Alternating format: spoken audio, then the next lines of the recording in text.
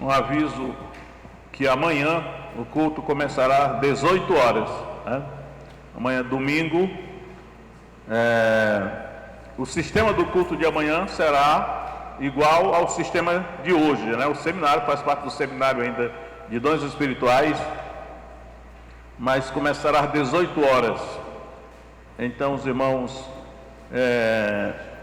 lembrem disso, né? Muito bem, irmãos, então hoje é o segundo dia do seminário sobre dons espirituais. E ontem nós falamos a respeito do tabernáculo, que é o tabernáculo móvel, santuário móvel no deserto. E nós vimos que Deus, Ele ditou cada detalhe do tabernáculo, né? A ponto que Ele mostrou para Moisés o modelo do tabernáculo. Disse: faça tudo segundo o modelo que te foi mostrado no monte. Então ninguém tem dúvida que o tabernáculo foi uma construção que Deus mandou que se fizesse, porque Deus disse: farão um santuário para que eu habite no meio deles, né? A condição para Deus habitar no meio do povo de Israel foi que eles fizessem aquele santuário que era o tabernáculo. Eu mostrei para os irmãos que o templo de Jerusalém, que Salomão construiu, pode ter sido um equívoco de que Salomão achou que ele seria o descendente de Davi que construiria a casa de Deus, mas na verdade Deus estava falando do Messias, Jesus, que esse sim edificaria a casa ao nome do Senhor. E hoje eu vou entrar mais especificamente no Novo Testamento, mostrando a construção da igreja, né? Que assim como foi necessário trabalhadores qualificados como Bezalel e Aholiabe. Bezalel era da tribo de Judá, filho de Uri, filho de Ur, da tribo de Judá, e Aholiabe era filho de Aizamaque, da tribo de Dan. E diz lá que o Espírito Santo encheu de sabedoria esses homens para que eles trabalhassem na obra da confecção do tabernáculo. E aí quando chega no Novo Testamento, na construção da igreja, edificação da igreja, a palavra mais correta usada é edificação. Jesus disse: sobre esta pedra edificarei a minha igreja, e as portas do Hades não prevalecerão contra ela.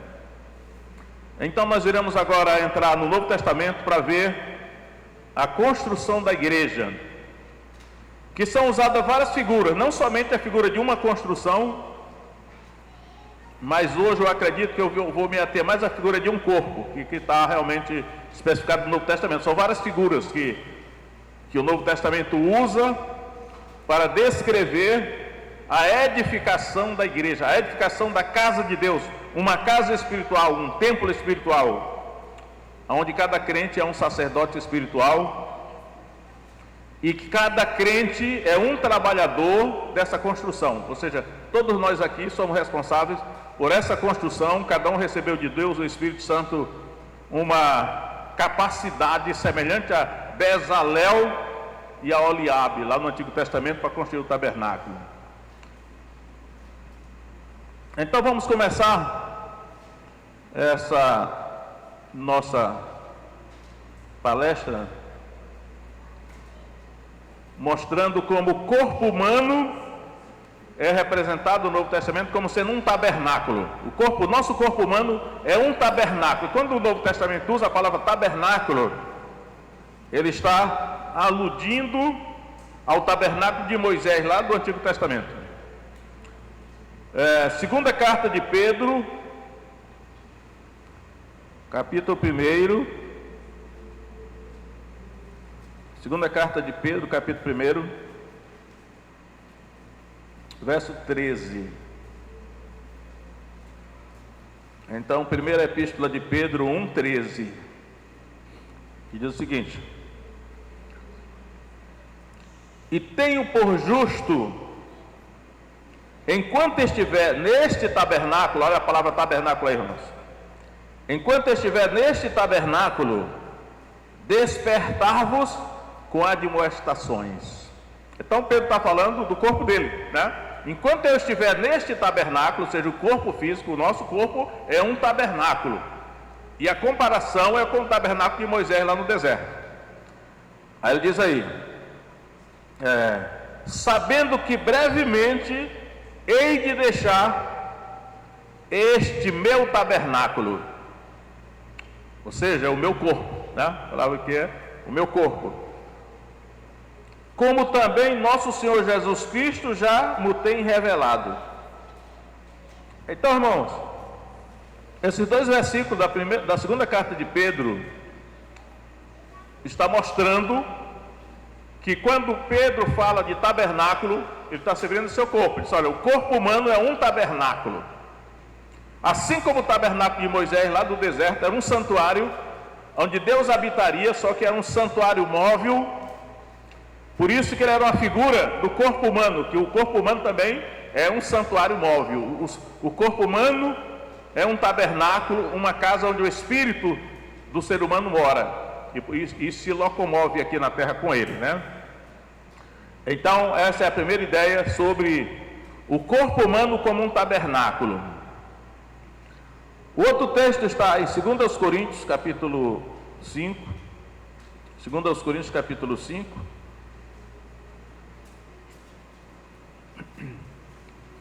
Vamos ler alguns versículos aí. 2 Coríntios, capítulo 5,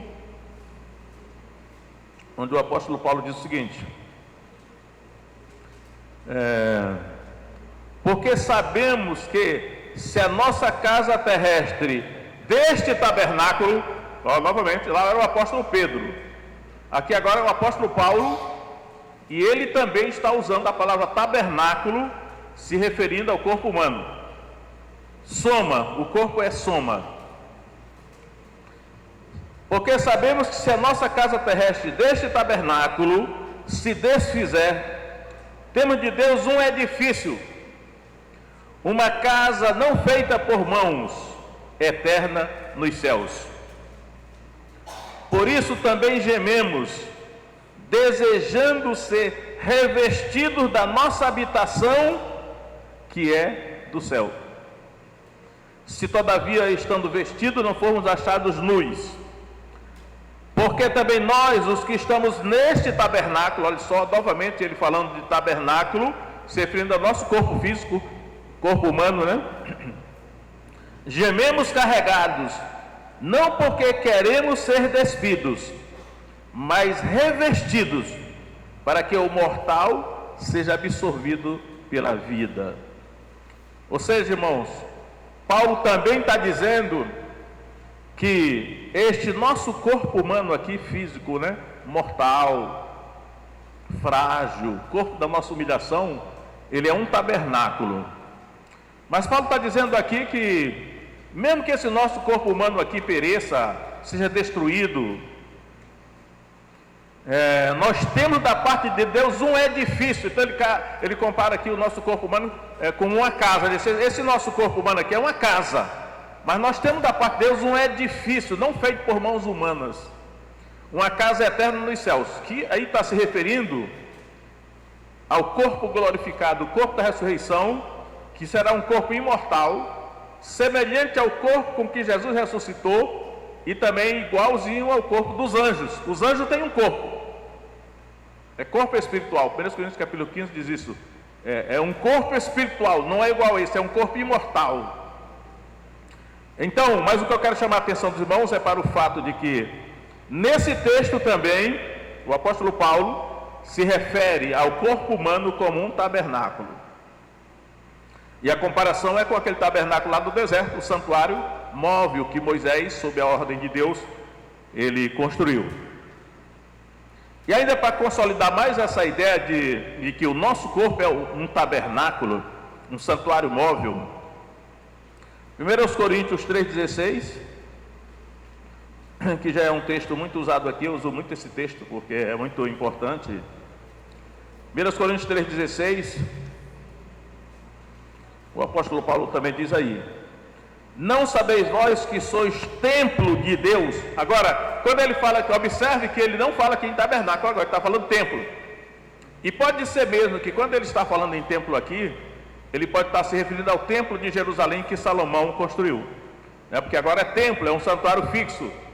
Quer dizer assim, Não sabeis vós que sois o templo de Deus e que o Espírito de Deus habita em vós? Está falando para os crentes, né? O Espírito Santo de Deus habita no corpo do crente. Embora quando ele está falando aqui vós, ele está falando da igreja no sentido coletivo, né? Porque a igreja é a habitação de Deus, coletivamente falando, mas cada crente individualmente também é um templo. 1 Coríntios 6,19 vai especificar mais, né? Diz aí, 1 Coríntios 6,19: ou não sabeis que é o vosso corpo, o vosso corpo é o templo do Espírito Santo que habita em vós, proveniente de Deus, e que não sois de vós mesmos. Então agora ele já especificou, é o corpo. Ele disse: olha, o vosso corpo é o templo do Espírito Santo, assim como... E aí o santuário, o tabernáculo de Moisés, lá é um templo móvel. O corpo humano certamente é um templo móvel também, né? Por isso eu já descarto também o templo de Jerusalém, porque o templo de Jerusalém era um santuário fixo, mas o corpo humano é um templo móvel, onde Deus habita, o Espírito Santo habita. Agora, irmãos, eu gostaria de usar a figura da construção, porque lá no Antigo Testamento, quando eu falei ontem para vocês, eu falei da construção do tabernáculo, e falei da construção do templo de Jerusalém por Salomão. O tabernáculo foi Moisés. A Oliabe e Bezalel foram dois homens que o Espírito Santo encheu de capacidade para construir. No caso do templo de Jerusalém, foi Irão-Abi, que foi o homem que tinha toda aquela capacidade para construir obras de arte, só que o Espírito Santo não é mencionado ali, porque nos faz pensar que aquela capacidade que ele tinha era natural e não sobrenatural, porque a igreja que Jesus está edificando é Jesus que está edificando a igreja como uma casa espiritual. Ele capacitou cada crente com uma habilidade para ajudar na construção dessa casa espiritual, que somos nós, né? Cada um de nós tem um dom, uma capacidade para colaborar nessa construção. Mas a figura que mais se impõe no Novo Testamento não é de uma construção, mas de um corpo. Aí ele vai comparar agora a igreja como um corpo, ele chama o corpo de Cristo. E aí nós vamos ter que navegar nessa maré da figura do corpo. 1 Coríntios capítulo 12, 1 Coríntios capítulo 12, 1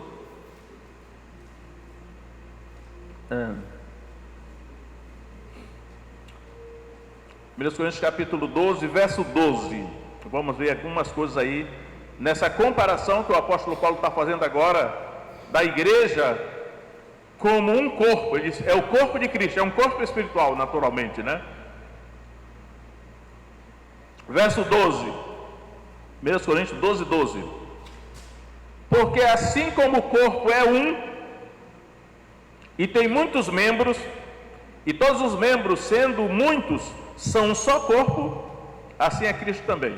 Então, irmãos, eu acredito que Deus, que é muito inteligente, Ele simplificou ao máximo as coisas, para que nós não tenhamos nenhuma dificuldade de descobrir o que Ele está querendo dizer. Por exemplo, Ele usa o corpo humano como uma comparação na edificação da igreja, porque Ele sabe que nós tanto vemos o nosso corpo, como vemos o corpo dos outros. Quer dizer, quando Ele foi para construir o tabernáculo do deserto, Ele disse assim, Ele mostrou um modelo para Moisés, né?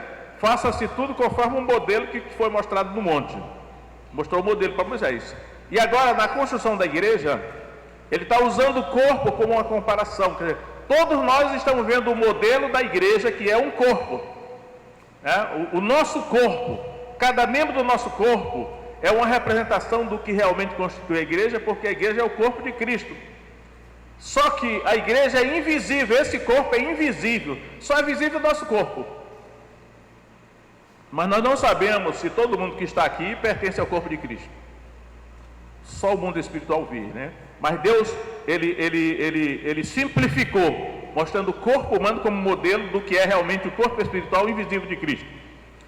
Então, quando ele diz aí, assim como o corpo é um, e tem muitos membros, e todos os membros, sendo muitos, são um só corpo, assim é Cristo também. Ou seja, isso aqui é o que se chama geralmente de unidade na diversidade.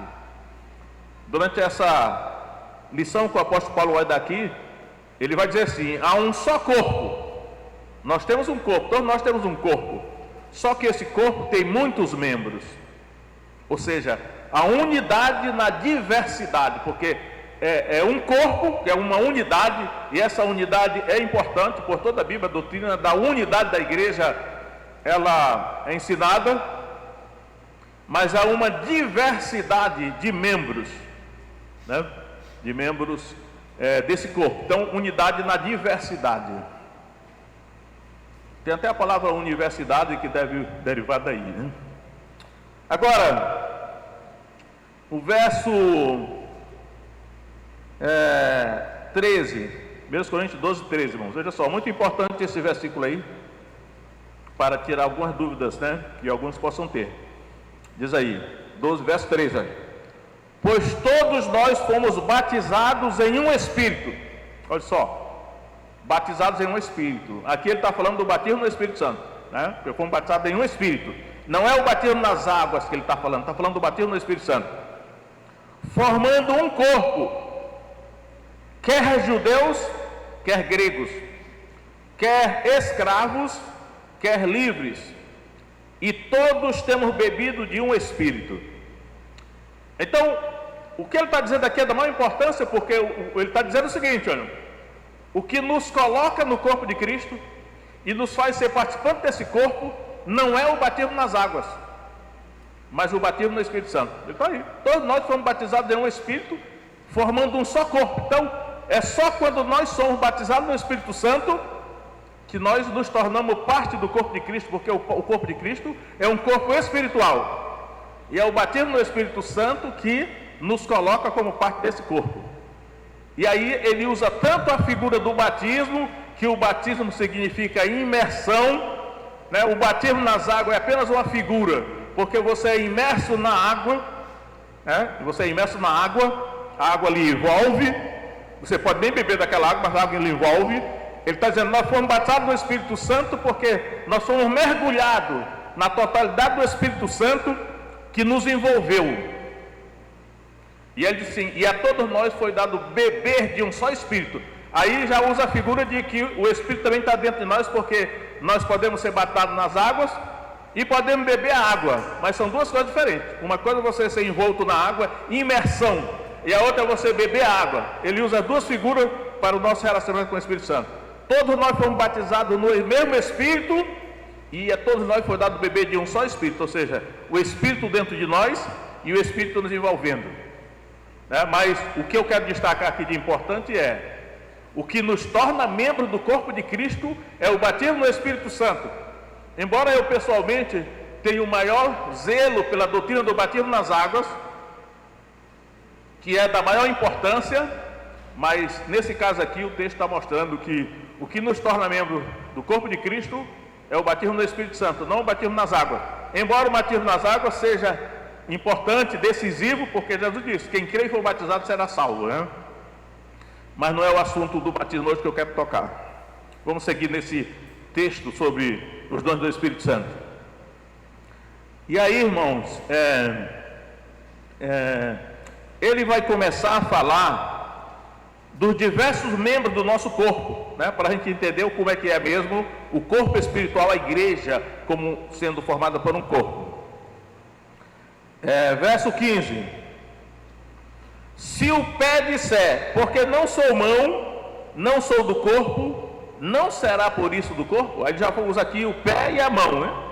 E se a orelha disser, porque não sou olho, não sou do corpo, não será por isso do corpo? Então ele já usa aqui a orelha, né? Usa o olho, né? Se todo o corpo fosse olho, onde estaria o ouvido? Ouvido. Se todo fosse ouvido, onde estaria o olfato? O olfato aqui é o nariz, né? Porque o olfato é o cheiro que nós temos pelas nossas narinas, né?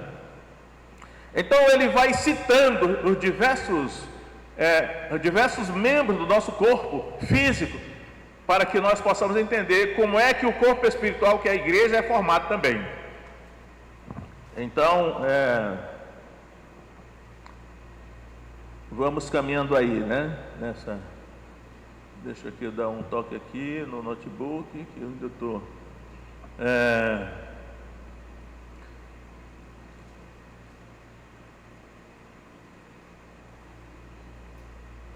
Verso 18. Mas agora Deus colocou os membros do corpo, cada um deles como quis. Isso é importante, isso aí, irmãos. Olha só, Paulo está dizendo, olha. E ele usa o verbo no passado, olha. Deus colocou. Quando ele está falando isso, ele está se referindo à criação do Adão. Quando Deus criou o corpo do Adão, não é criou, na verdade formou, né? Porque criar é criar do nada não é o caso aqui. Então, quando Deus formou o corpo do Adão, do barro do jardim do Éden, foi Deus que inventou os membros do corpo. E aqui Paulo está dizendo que ele colocou como quis, né? Mas agora Deus colocou os membros no corpo, cada um deles como quis. Então Deus decidiu: eu vou criar aqui uma orelha, vou criar um nariz, vou criar os olhos, vou criar a mão, o pé, o coração. Foi Deus que decidiu colocar cada membro no corpo físico do ser humano. O Adão era homem, né? Nós que estamos aqui hoje, pelo menos homens, temos como modelo o Adão. Só depois foi que Deus formou o corpo da mulher. E as mulheres que estão aqui hoje, elas são originárias daquele corpo de mulher que Deus formou da costela do Adão, lá no jardim do Éden. Então, mas ele está se referindo a isso, ao fato de que esse corpo físico nosso foi Deus que formou como Ele quis, né? Como Ele quis, foi Ele que decidiu.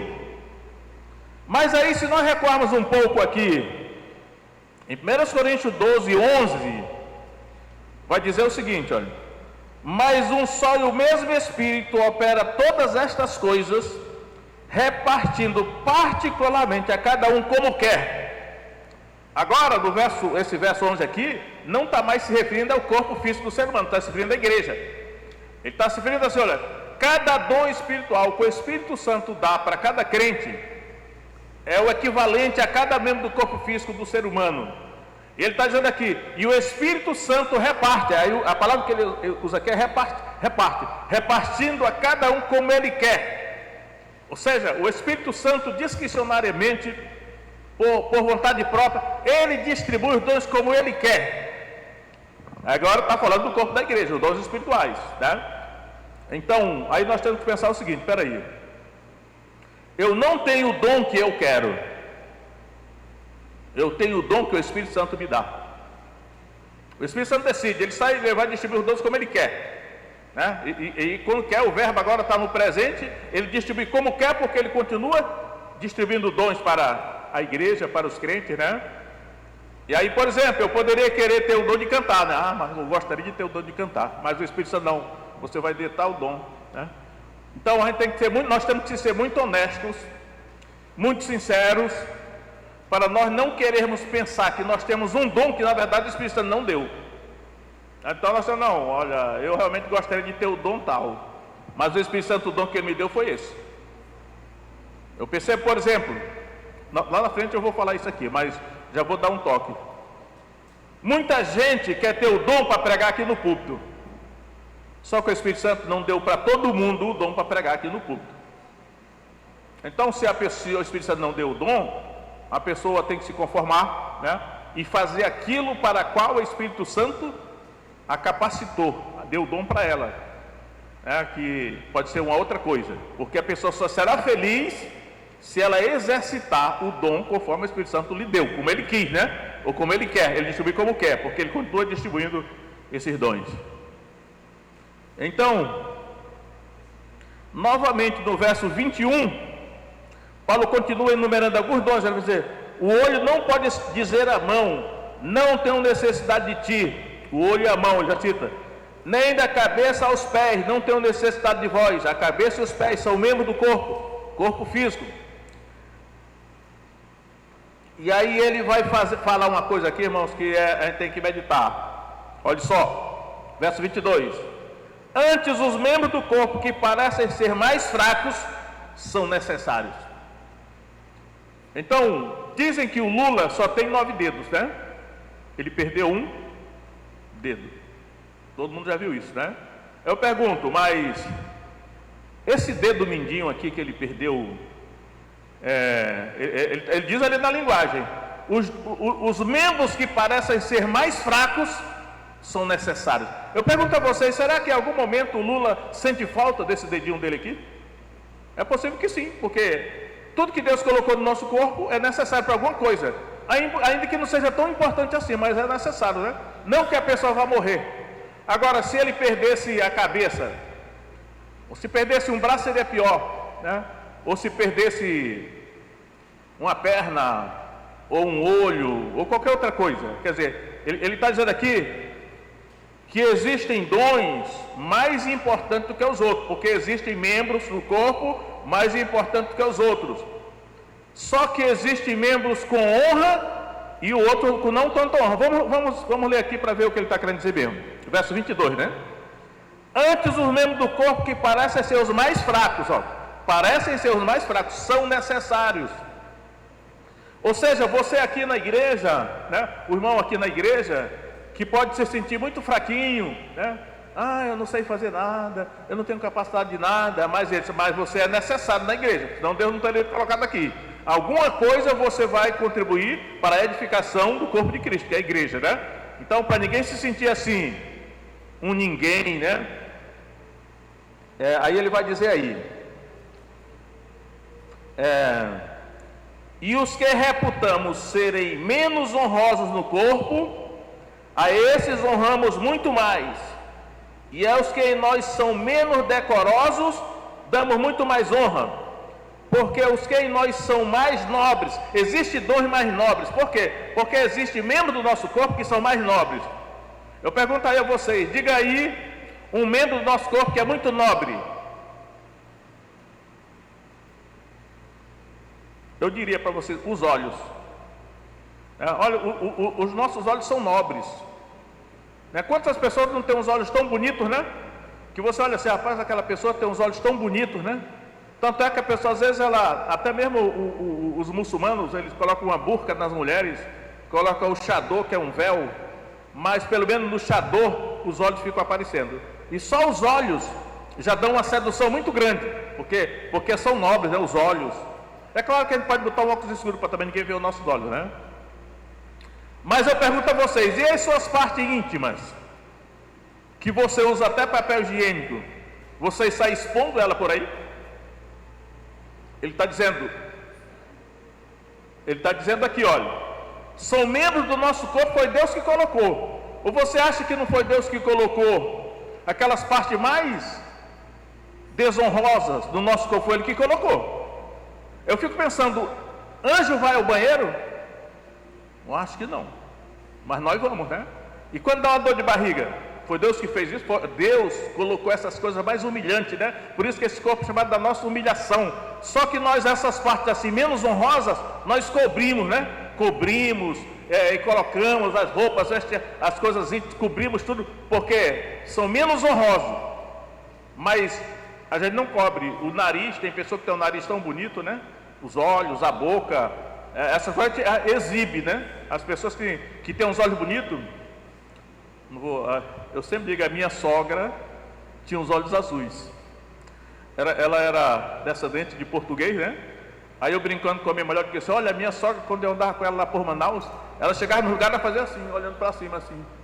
Eu digo, ela está exibindo os olhos azuis dela. Mas não sei o que. Eu digo, mas é assim, porque ela tinha os olhos azuis, né? Por azar, quantos filhos ela teve? 9 filhos, nenhum nasceu com olhos azuis. A minha mulher gostaria de ter nascido com os olhos da mãe dela, mas não nasceu, né? Graças a Deus, né? Porque tem algumas pessoas que se perdem pela exuberância de alguma parte do corpo que é muito bonita, né? Mas o que ele está dizendo os membros do nosso corpo físico são semelhantes aos membros do corpo espiritual. Na igreja tem gente simples, gente limitada, e tem gente brilhante e bonita e inteligente. Ele diz aí, é para dar honra para todos. Ninguém deve se sentir melhor do que os outros. Ele vai dizer ali, assim os membros do corpo de Cristo, uns têm que cuidar uns dos outros. Aqueles que são mais capacitados devem cuidar e proteger os menos capacitados. Essa é a filosofia dele, que ele está definindo aqui. No corpo humano como modelo e no corpo de Cristo como sendo um corpo espiritual representado por cada dom que alguém tem aqui, né? E alguém tem aí. Então, meus irmãos, os membros que parecem ser mais fracos, e tem os que são menos honrosos, mas às vezes nós cobrimos com mais honra ainda. Verso 25. Para que não haja divisão no corpo. Aí eu quero mostrar aos irmãos uma coisa muito importante. Irmãos, olha só.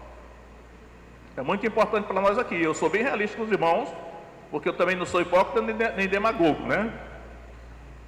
Uma das coisas que o texto aqui está dizendo aliás, não é o texto aqui não, em todo lugar do Novo Testamento, irmãos, a unidade é a harmonia, né? O corpo funcionando como um só. Ele vai dizer aqui, para que não haja divisão no corpo de Cristo,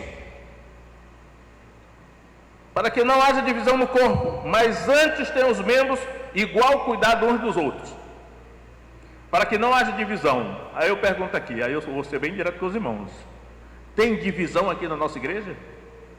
Porque se tiver divisão aqui na nossa igreja, isso não é bom, porque ele está dizendo ali, para que não haja divisão no corpo de Cristo, por causa da unidade. Tem que haver unidade, porque o corpo só funciona bem se houver unidade, todos os membros obedecendo à cabeça, né? Jesus é a cabeça do corpo da igreja. Então nós devemos cuidar para nós termos unidade no nosso meio, e não divisão, porque divisão é obra de Satanás, vai enfraquecer o corpo de Cristo e impedir a obra de Deus de avançar. Então não seja instrumento para dividir o corpo de Cristo, porque é muito grave e depois, né, Deus pode castigar, né? Não tenho a menor dúvida disso. Agora, verso 26. De maneira que se um membro padece, todos os membros padecem com ele. E se um membro é honrado, todos os membros se regozijam com ele. Ora, vós sois o corpo de Cristo, corpo espiritual, e seus membros em particular. Então, essas palavras sobre a respeito da unidade e a diversidade do corpo, os membros do corpo humano aqui como membros, como sendo um modelo. Deus mostrou para Moisés lá no monte o modelo do tabernáculo. Agora Deus colocou o modelo diante de nós. Olha, cada corpo humano aqui é um modelo da igreja que é invisível. A igreja é invisível. Eu estou aqui olhando para vocês.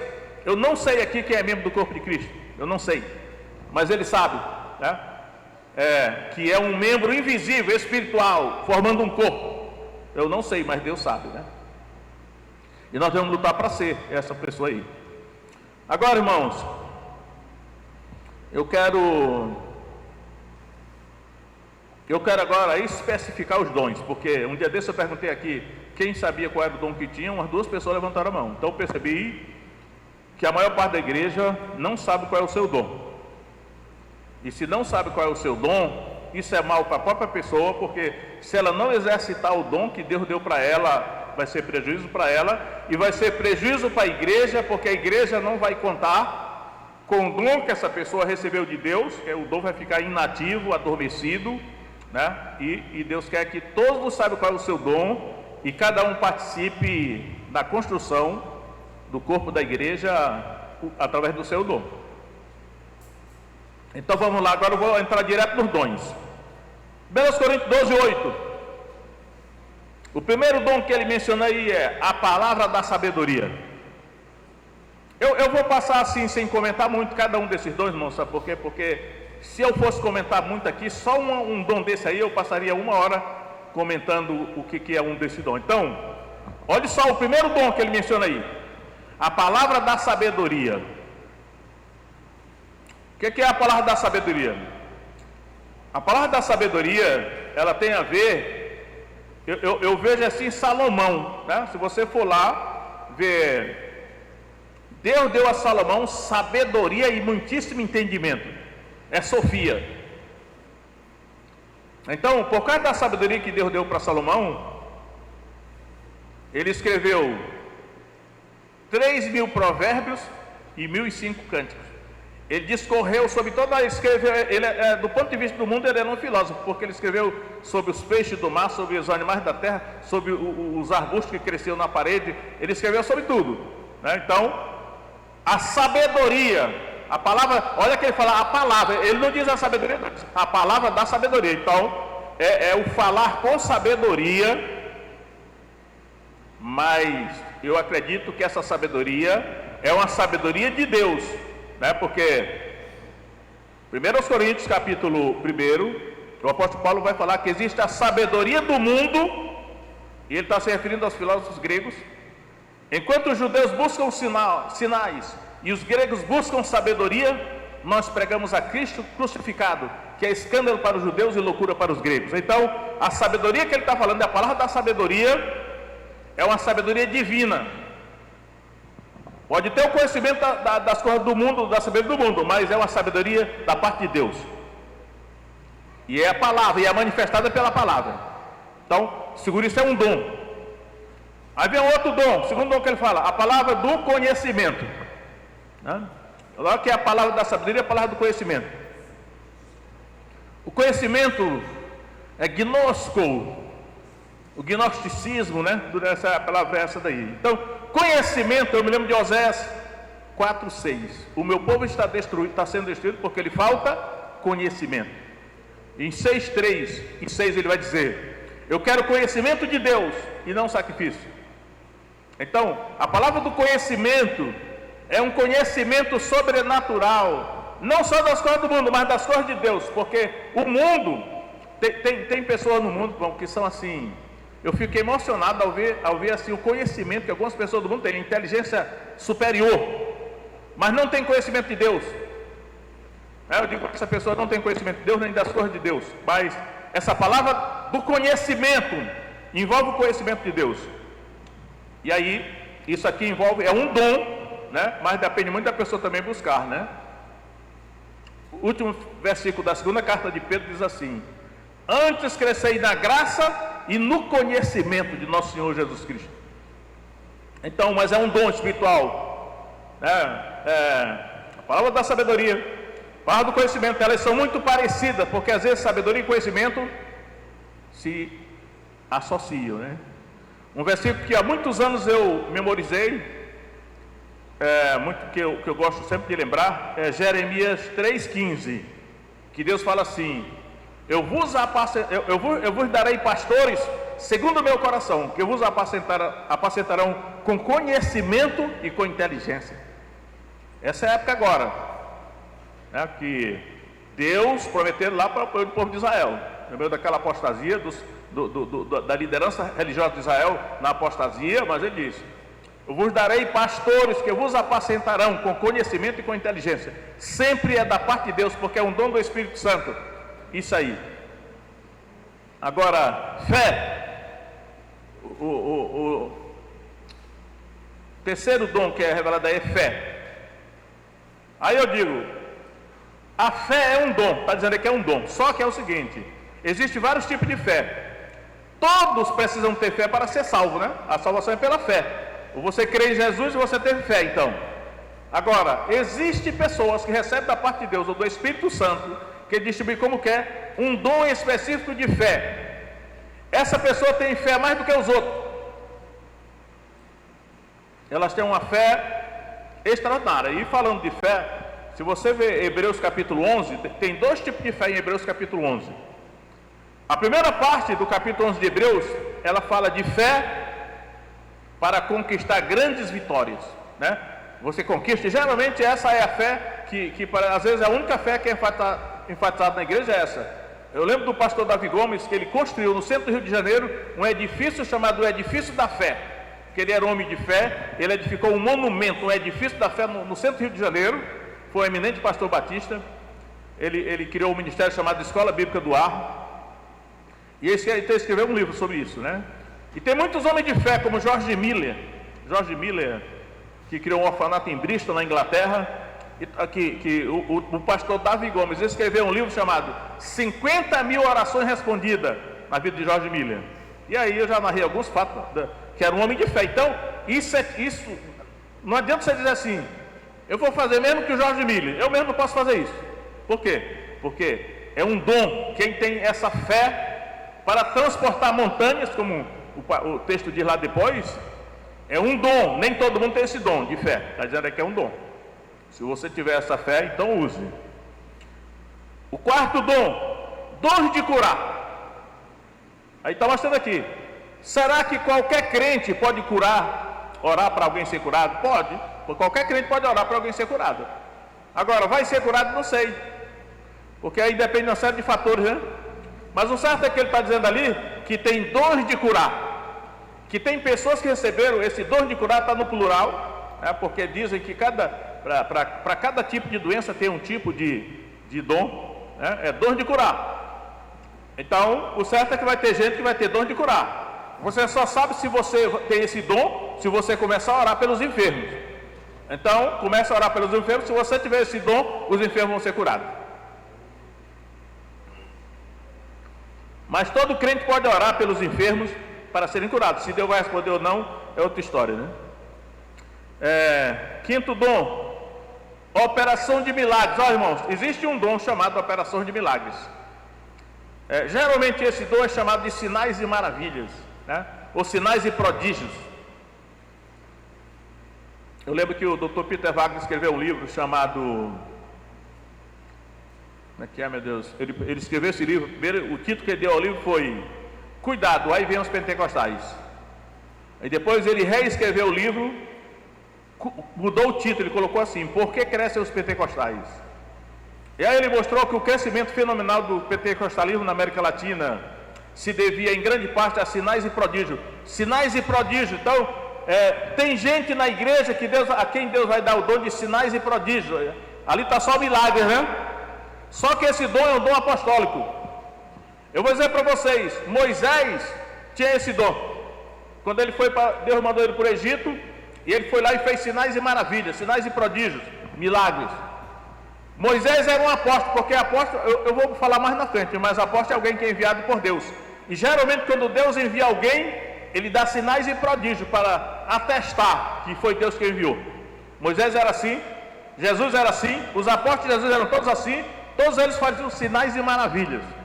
O apóstolo Paulo chega a dizer assim: as credenciais do meu apostolado foram exercitadas entre vocês por sinais, prodígios e milagres. Então, tem alguém aqui que tem o dom de sinais e maravilhas ou de milagres? Não sei. Eu não sei, né? Eu não sei nem se eu tenho. Porque eu já vi alguns milagres acontecer em resposta às minhas orações, mas não é por isso que eu vou dizer que eu tenho um dom de sinais e maravilhas, né? Mas está aqui o dom, ele pode dar para alguém, né? O Espírito Santo, para edificar o corpo de Cristo. E o dom, é bom que eu diga logo isso, o dom que nós recebemos não é para a nossa glória, não é para nós nos envaidecer, é para a glória de Deus. Se alguém usar o seu dom para benefício próprio e para a glória própria, vai acabar recebendo um castigo da parte de Deus. Então eu não quero usar o dom que Deus me deu para a minha glória. Tenham cuidado com isso, né? E os irmãos também.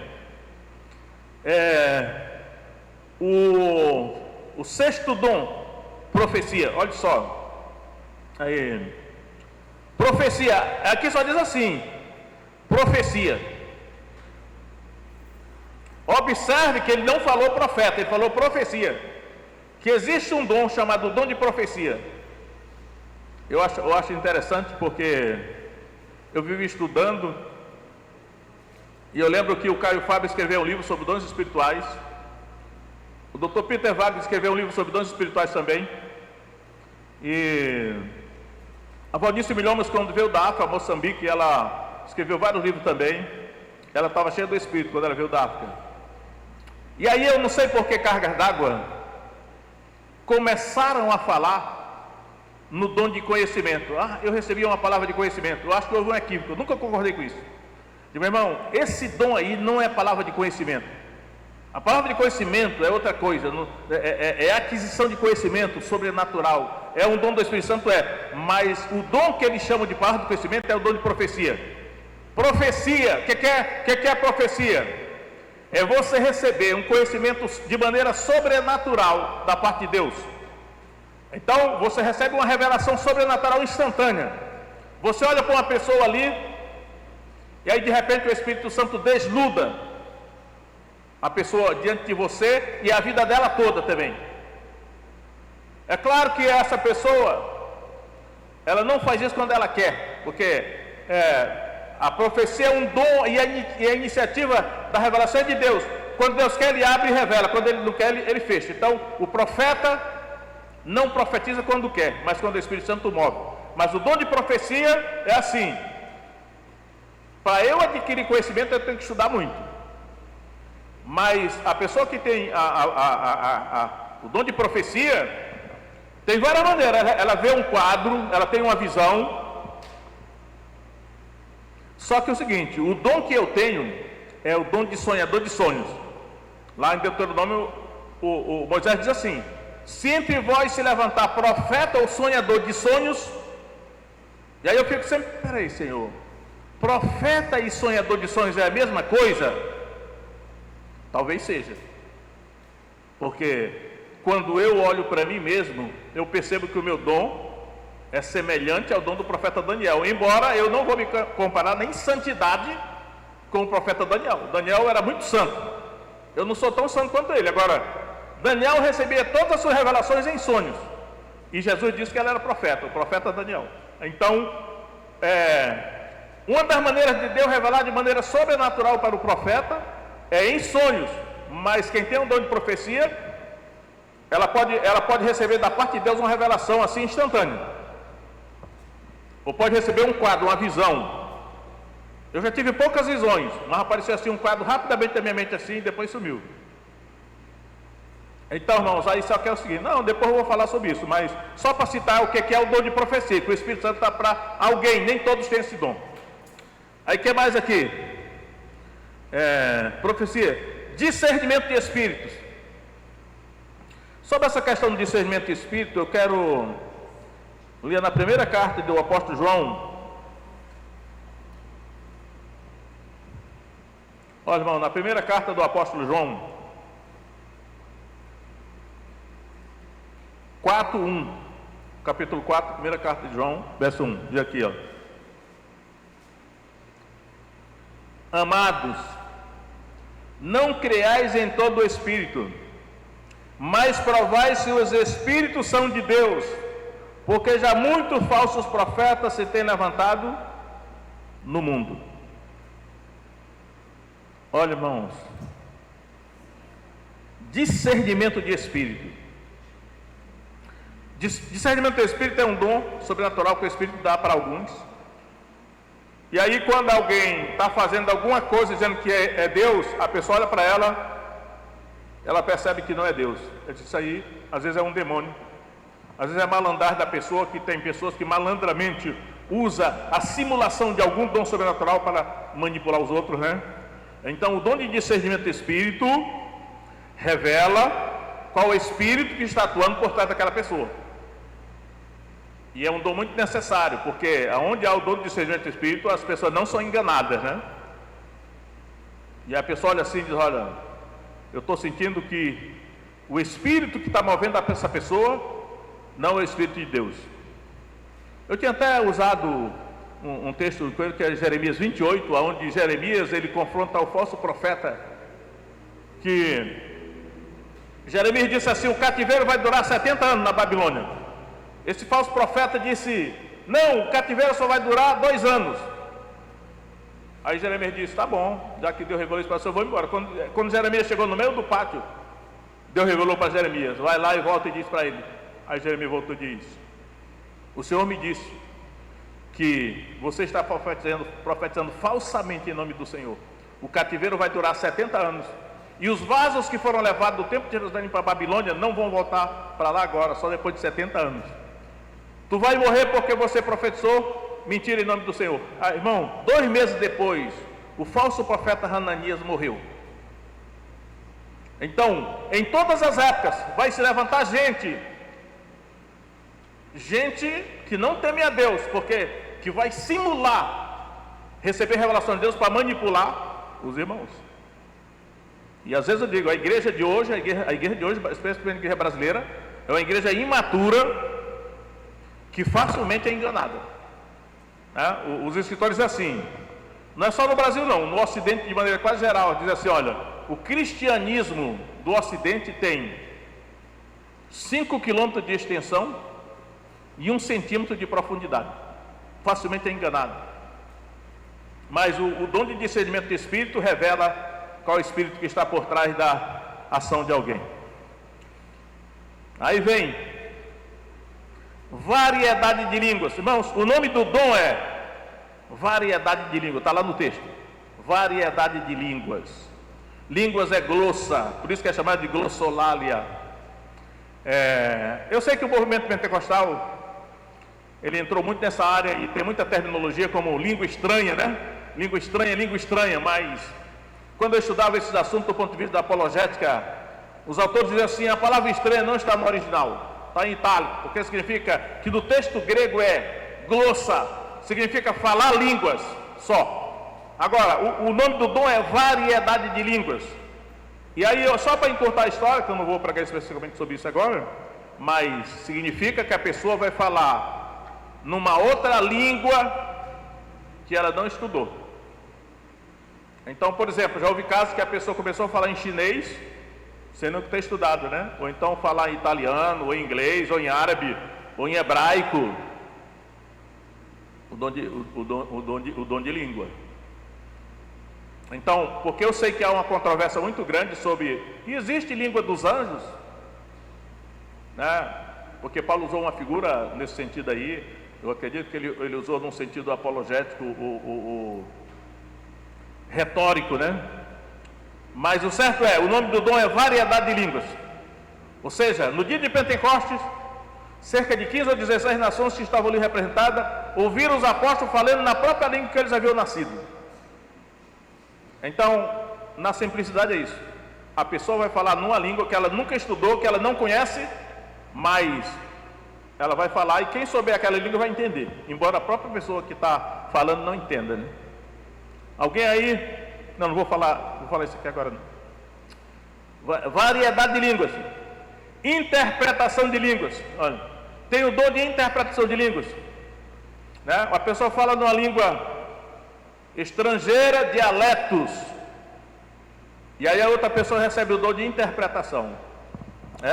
Eu percebo assim, eu já tive várias vezes da minha vida que eu fiquei assim maravilhado quando eu vi alguém falando língua e a outra pessoa interpretando, né? Falando língua é muito bonito, né? É um espetáculo. Acho que o mundo não vê isso, né? Um crente falando língua e outro interpretando. É uma coisa assim, você nunca esquece aquilo, né? Porque tem o dom de interpretação, mas é só quem recebeu o dom de interpretação de línguas, que interpreta as línguas que estão sendo faladas. Aí vem, agora irmãos, vamos mudar agora. Aí tem 9 dons, olha, tem 9 dons elencados aqui, 1 Coríntios de 1 até 10, ou 11, né? Tem 9 dons. Muita gente pensa que só existem esses 9 dons, é assim, os 9 dons do Espírito, eu não acredito nisso. Eu lembro que o Caio Fábio enumerou, parece que 28 dons, o Dr. Peter Wagner parece que foi 29 ou 30. Eu creio que tem mais ou menos registrado na Bíblia uns 30 dons, mas isso não esgota, porque o que é um dom? É uma capacitação que o Espírito Santo dá para alguém fazer algo que Deus mandou ele fazer. É tipo assim, na edificação do corpo de Cristo, que é a igreja, vai ser necessário a habilidade tal, o Espírito Santo dá aquela habilidade, é o dom. Então está em aberto a relação de dons, né? Agora, eu vou saltar para o versículo 28.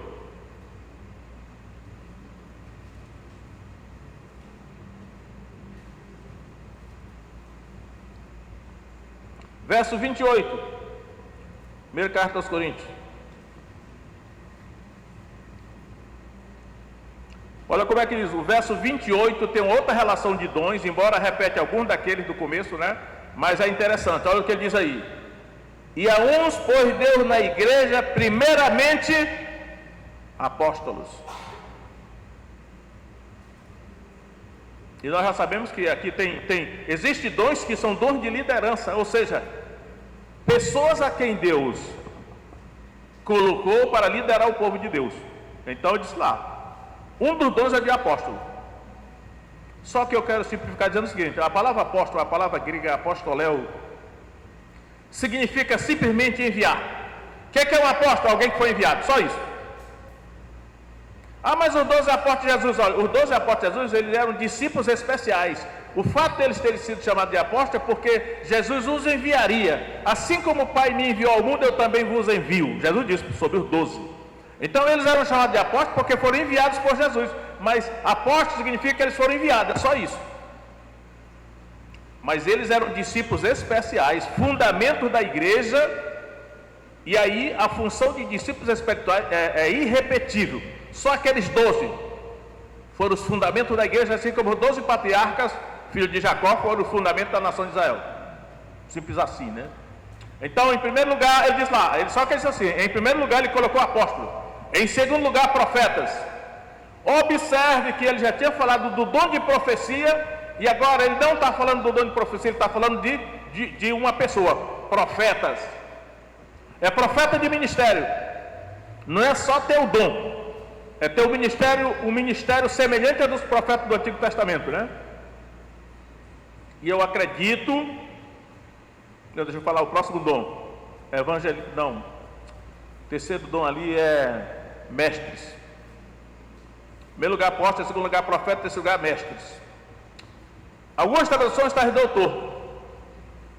Eu prefiro chamar mestres, porque doutor, o termo doutor já está tão assim, aí no mundo sendo usado de uma maneira tão diferente, né?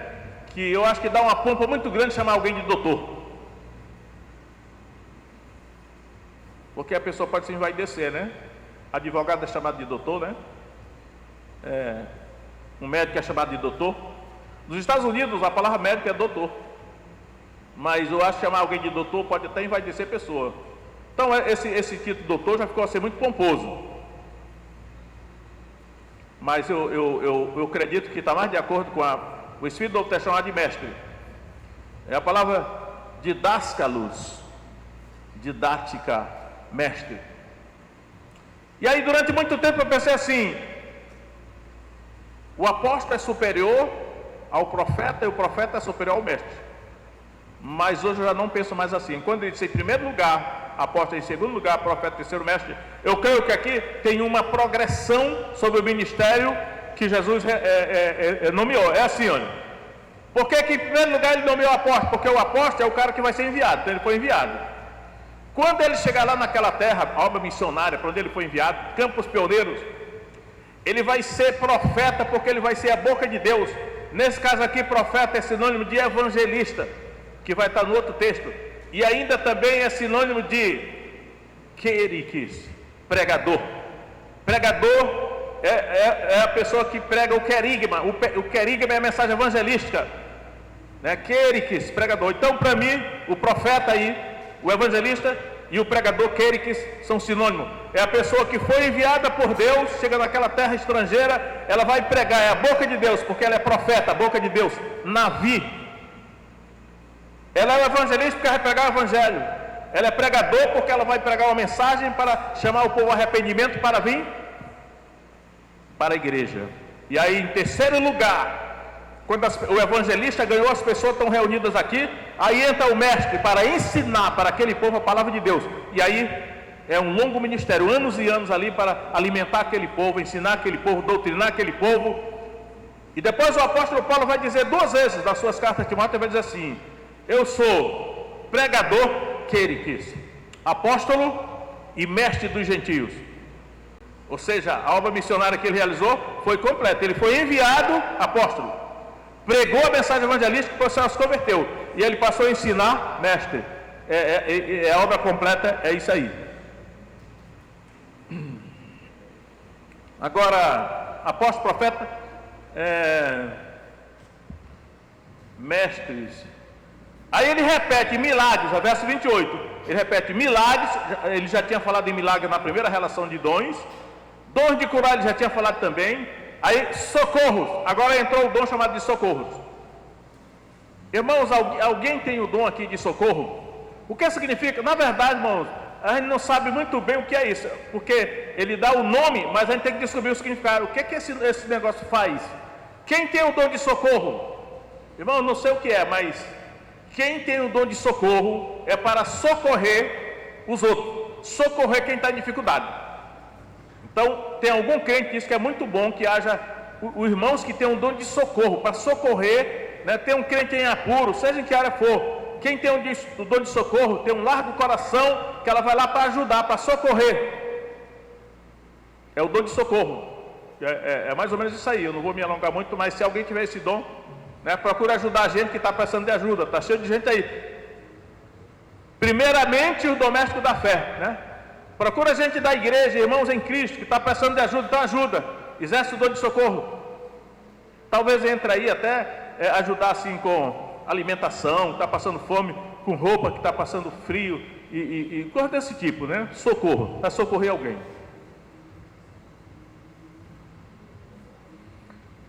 Governos, a tradução aqui é governos. Esse dom de governos é muito também controvertido. Alguns acham que é administração, outros acham que é liderança. Eu acredito que a NVI colocou administração e liderança, mas já está governos. Pode ser que seja alguma coisa nessa área de administração e liderança. Aí eu vou dizer aqui para alguns irmãos aqui desavisados, né? Quem tem dom de governo não significa que vai chegar e mandar nos outros, ou então assumir a liderança de tudo. Assume a liderança quem Deus mandar. Não é a pessoa mais forte, mais inteligente, mais bonita, não. É quem Deus mandar. Se Deus quiser, Ele coloca a pessoa mais fraca, né, mais burra, mais limitada, para ser o líder. Aí gente altamente capacitada, que tem os dons, mas Deus não mandou. Então, nós temos que ter cuidado, né? Porque tem gente que pensa assim, no reino animal é assim. O animal mais forte assume a liderança do rebanho. Eu gosto muito de assistir esses vídeos aí do History Channel, né? Na África, os animais. Aí eu percebo assim, no bando de leão, é o leão mais forte que lidera o bando, que controla as fêmeas, várias fêmeas, ele obedece a ele. Mas aí nasce um leãozinho por lá, aí um dia o leãozinho começa a crescer, aí daqui um dia o leãozinho já está um leãozão. E aí ele desafia o macho, que era o velho lá, né? E naquela luta, se o leão novo matar o velho ou expulsar o velho do bando, o leão velho vai embora e vai morrer porque ele não tem mais força nem para caçar, né? E o leão mais novo assume a liderança do bando e mata todos os filhotes daquele velho lá, e as fêmeas, ele toma conta das fêmeas também. Então no mundo animal é o mais forte que lidera, mas não é assim no reino de Deus, né? No reino de Deus lidera quem Deus manda. Davi era o menor da sua casa, desprezado, né? E quando Eliabe se levantou, Samuel disse: certamente está diante do Senhor o seu ungido. Aí Deus disse: não te impressiones com a sua estatura, nem com a sua aparência, porque eu o rejeitei. Aí foi Eliabe, Abinadab e Sama. Os 7 irmãos de Davi passaram. Deus disse: não é nenhum desses. Não tem mais ninguém não? Ah, tem um menor, o Davi está lá no campo cuidando das ovelhas, chama ele. Chama ele, o Davi chegou. Levanta-te e unge-o, porque é este mesmo. Deus disse para Samuel. Aí Samuel derramou o vaso de azeite na cabeça de Davi. Meu irmão, isso é o reino de Deus.